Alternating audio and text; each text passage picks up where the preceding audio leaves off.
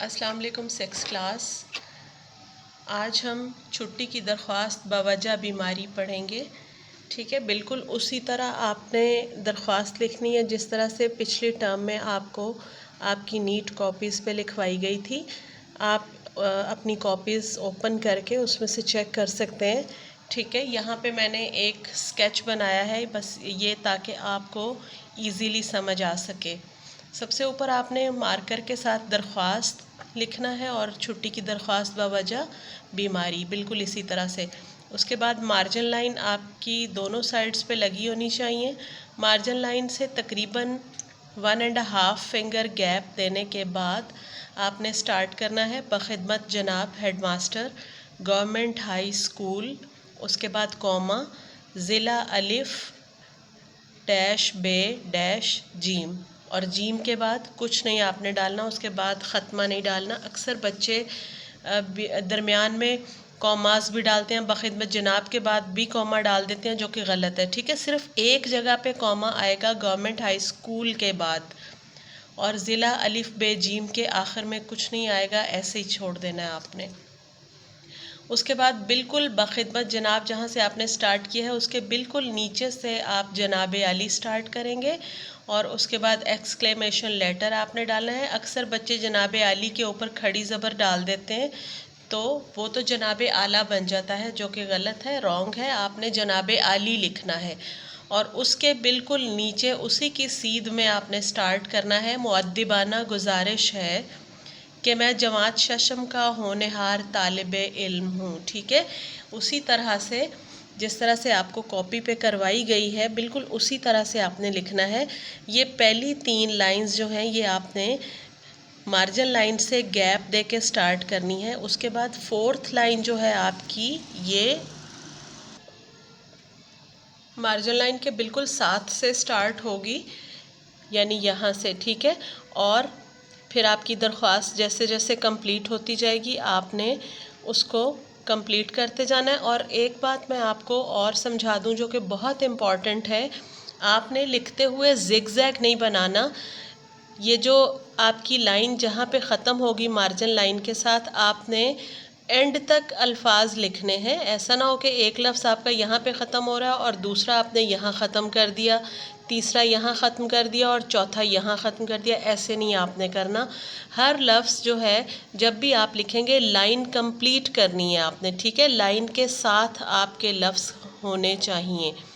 आपको अच्छे से समझ आ गई होगी कि ज़िगज़ैग आपने बिल्कुल नहीं बनाना। ठीक है, आज मैं आपको ये जो तरीका बता रही हूँ आपने बिल्कुल इसी तरह से दरख्वास्त लिखनी है।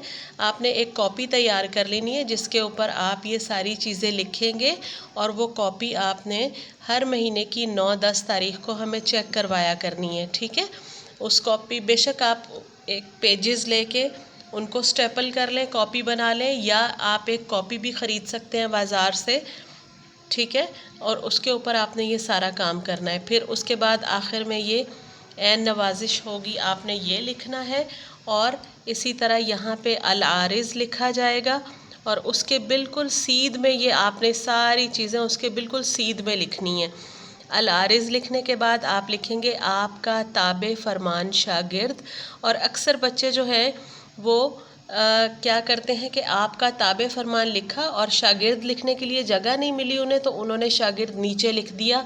ऐसा नहीं करना आपने, इसी लाइन में आपने शागिर्द भी लिखना है, इसको कंप्लीट करना है इस सेंटेंस को, और इसी लाइन में कंप्लीट करके आपने लिखना है। नीचे लिखेंगे तो गलत होगा। आपको थोड़ा सा आइडिया होना चाहिए कि मैं कहाँ से स्टार्ट लूँ कि लाइन के एंड पे आके ख़त्म हो जाए। तो इसी तरह अल आरिज़ लिखेंगे आपका ताबे फरमान शागिर्द, नाम अलिफ बे जीम और जमात शशम। ठीक है, ये आपका दरख्वास्त लिखने का तरीका है जो मैंने आपके सामने शो किया है। आप चाहें तो इसका स्क्रीनशॉट भी ले सकते हैं। ठीक है, और इसी तरह आपने इसको कॉपी पर भी करना है, बिल्कुल सेम इसी तरह से। दूसरी एक और इम्पॉर्टेंट बात जो मैं आपको बताऊं कि आप जब भी वर्ड्स को अंडरलाइन करेंगे, जैसे ये आपने दरख्वास्त को यहाँ पे अंडरलाइन किया है कि किस चीज़ की दरख्वास्त है, आपने वर्ड्स को कट नहीं करना।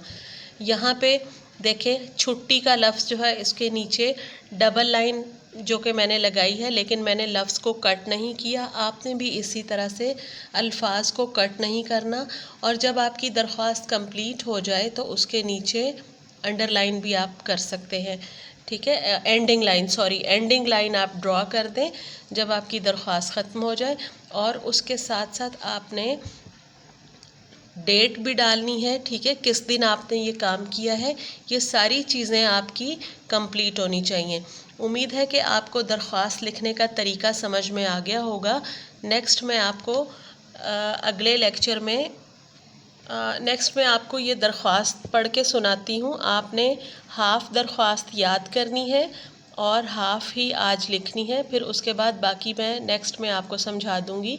छुट्टी की दरख्वास्त बवजह बीमारी बख़िदमत जनाब हेडमास्टर गवर्नमेंट हाई स्कूल ज़िला अलिफ बे जीम।